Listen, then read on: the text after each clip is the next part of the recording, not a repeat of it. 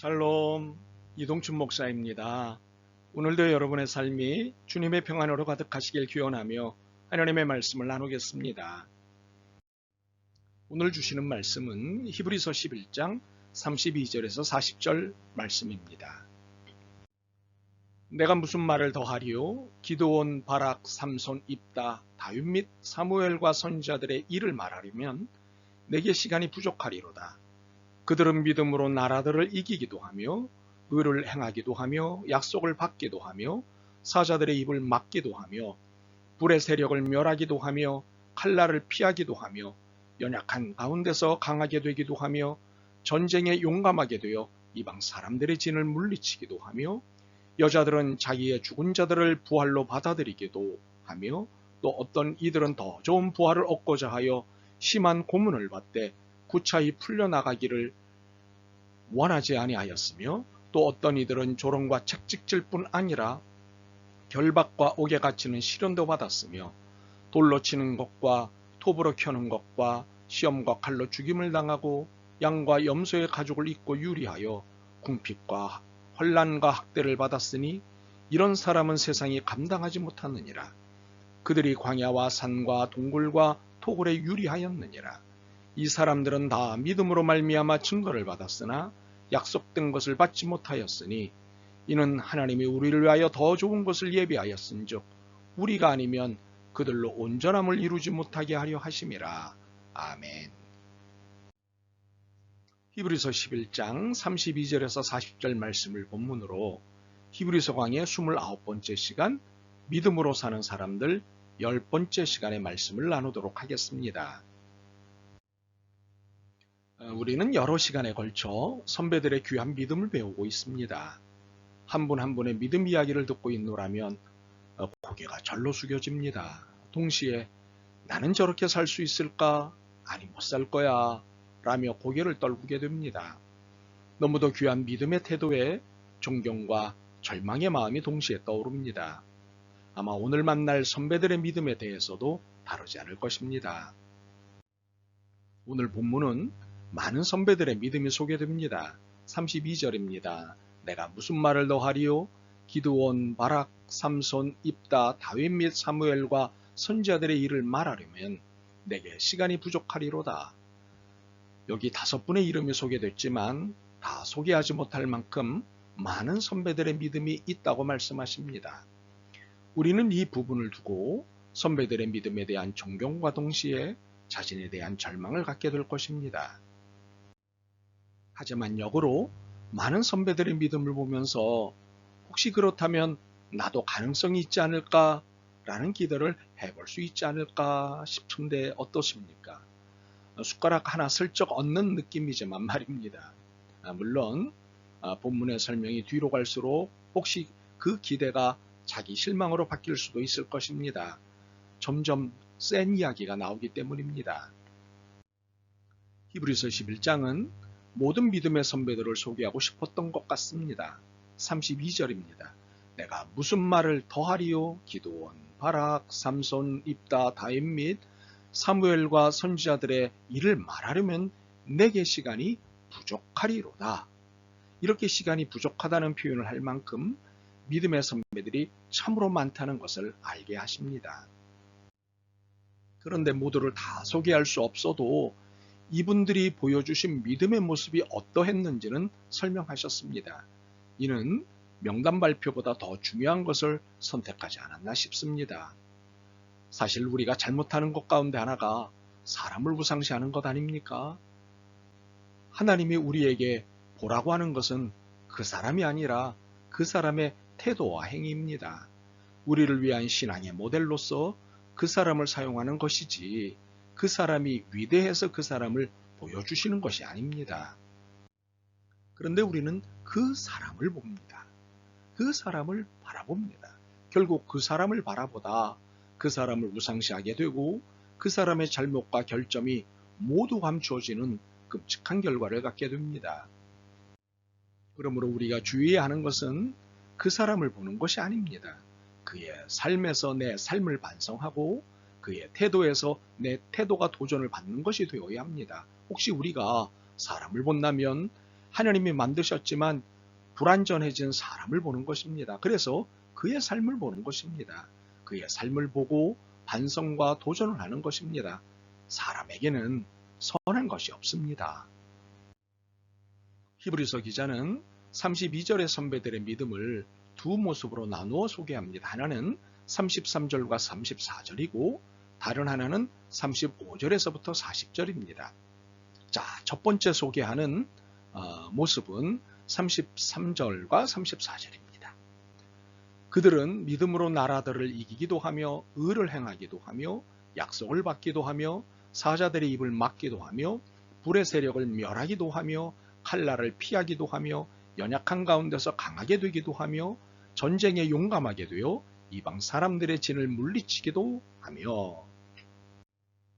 혹시 32절에 이름이 거론된 분들이 기드온, 바락, 삼손, 입다, 다윗, 사무엘인데 33절과 34절에 소개된 모습에서 이 6분에게 해당되는 모습을 찾아낼 수 있겠습니까? 아마 제가 알고 있는 바 이 말씀을 듣는 분들의 실력이 만만치 않으니 잘 찾아내실 것이라 믿습니다. 잘 보시면 이 첫 번째로 소개하는 모습의 특징이 있습니다. 살림 모습, 삶 모습이라는 특징입니다. 억압의 상황을 제거함으로 공동체를 살리고 더불어 자신도 사는 모습을 보여주는 믿음을 소개하고 있습니다. 우리는 여기서 믿음은 살리는 기능과 역할이 있다는 것을 알게 됩니다. 억압과 고통으로부터 구해내는 살리는 힘이 믿음에 있다는 것입니다. 그런데 권면하고 싶은 것은 살리는 을 이기는 으로 읽지 않으셨으면 좋겠다는 것입니다. 물론 본문이 이기는 이라는 표현을 사용하고 있기에 설교자의 권면이 당황스러울 수 있을 것 같습니다. 그러나 우리가 의도적으로 피하고 있는 것 중 하나가 승리주의나 정복주의에 기댄 용어나 개념, 그리고 이를 연상시킬 수 있는 용어나 개념이기 때문입니다. 이렇게 애써보는 이유는 기독교가 예수님을 따르는 공동체가 아닌 예수님을 말하는 종교로 전락하는 이유가 승리주의나 정복주의에 빠져 있기 때문이라고 보기 때문입니다. 하나님의 질서와 창조물을 파괴하는 기제와 이것들의 폭력을 행사하는 구조, 그리고 선을 망가뜨리는 자들을 제거하는 행위는 살리는 행위입니다. 이 행위가 믿음의 행위라고 말씀하고 있습니다. 그래서 믿음의 선배들은 살리는 일을 했습니다. 두 번째로 소개하는 모습은 35절에서 38절입니다. 여자들은 자기의 죽은 자들을 부활로 받아들이기도 하며 또 어떤 이들은 더 좋은 부활을 얻고자 하여 심한 고문을 받되 구차히 풀려나기를 원하지 아니하였으며 또 어떤 이들은 조롱과 책질질 뿐 아니라 결박과 옥에 갇히는 시련도 받았으며 돌로 치는 것과 톱으로 켜는 것과 시험과 칼로 죽임을 당하고 양과 염소의 가죽을 입고 유리하여 궁핍과 환난과 학대를 받았으니 이런 사람은 세상이 감당하지 못하느니라. 그들이 광야와 산과 동굴과 토굴에 유리하였느니라. 보시기에 앞부분의 분위기가 어떻게 다릅니까? 반대죠. 산이 아니고 죽은이기 때문입니다.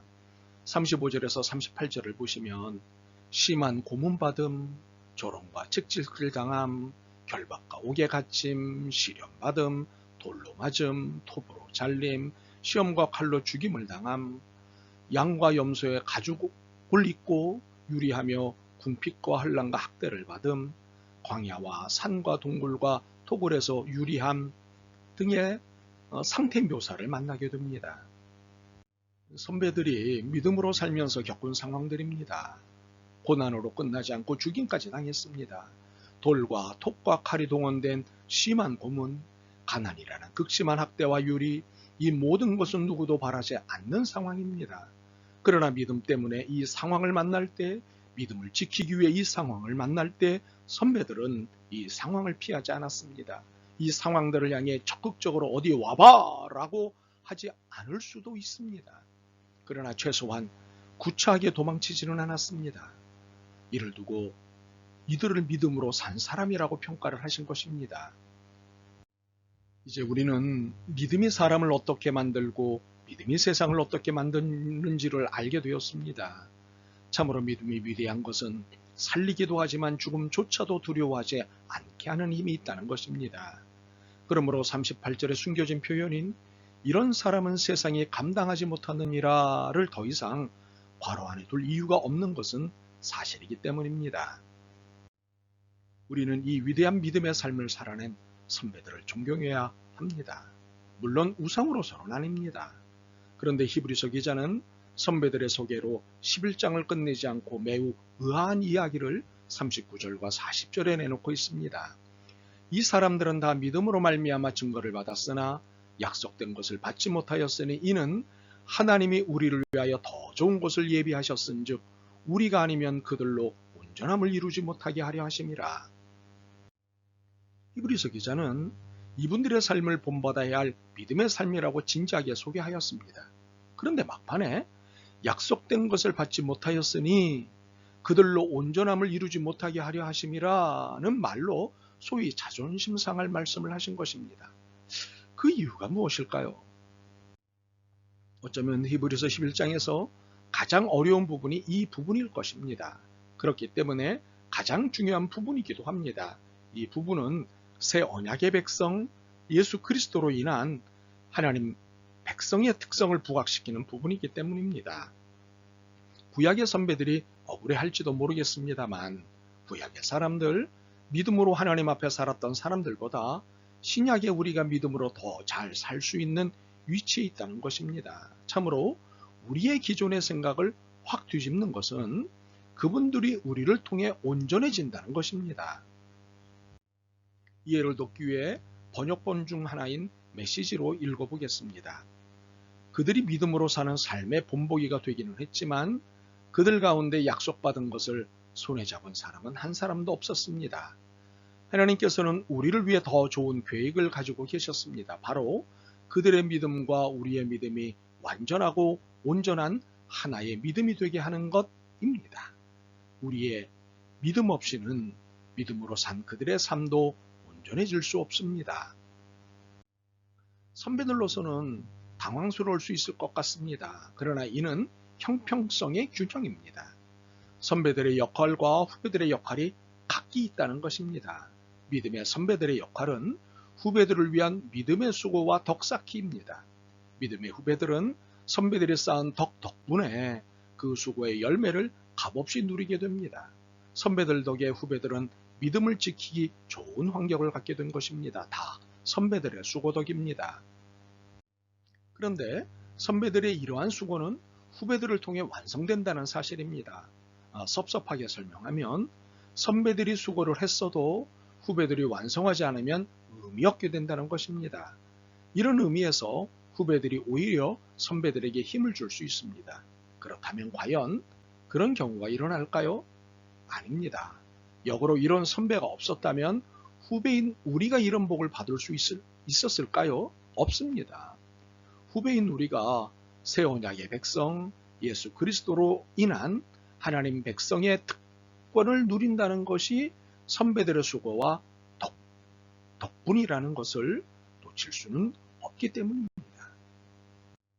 그러므로 선배들의 믿음을 배워야 한다면 당장 34절에서 38절의 상황을 견뎌내야 합니다.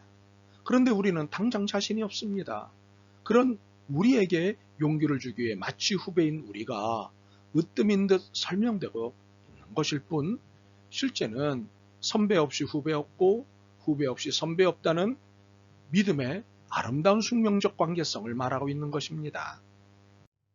사실 더 솔직해져야 할 것은 후배인 우리는 선배들 때문에 살아있는 것입니다. 예컨대 우리가 태어나기 훨씬 전부터 이미 세상을 떠난 믿음의 선배들의 기도의 덕을 보고 있습니다. 선배들은 누군지 알지 못하는 후배인 우리들을 위해 신실하게 중보기도를 했습니다. 그러나 그 응답의 결과를 보지 못하고 죽었습니다. 그러나 우리는 선배의 기도 덕에 오늘 이 자리에 있습니다. 오래전 선배들의 중보기도가 오늘의 나와 오늘의 우리와 오늘의 세상을 있게 하고 날마다 변화시키고 있는 것입니다.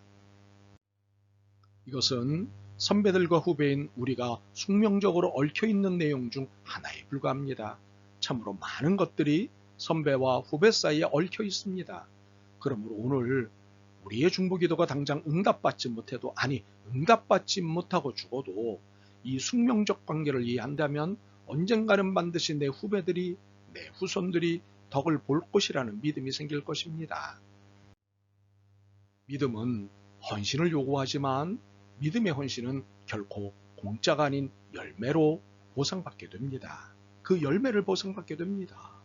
만일 내가 아니더라도 내 후손이 반드시 보상을 받고 덕을 잇게 됩니다. 그래서 믿음의 사람들은 오늘의 고난과 아픔을 견뎌냈습니다. 아니, 견뎌낼 수 있었습니다. 이것이 믿음의 힘입니다. 이 믿음의 힘을 믿는 우리가 되길 소망합니다. 아멘. 주님, 믿음의 선배들이 얼마나 귀한 분들인지 새삼 깨달으며 부끄러움을 고백합니다. 선배들의 고난 덕에 평안히 신앙생활함을 놓치고 있었음을 깨달았습니다. 진정 믿음의 선배들의 뒤를 따라 믿음의 힘을 드러내는 저희들이 되게 도와주옵소서. 예수 그리스도의 이름으로 기도드립니다. 아멘. 오늘도 여러분의 믿음과 삶을 응원합니다. 사랑합니다.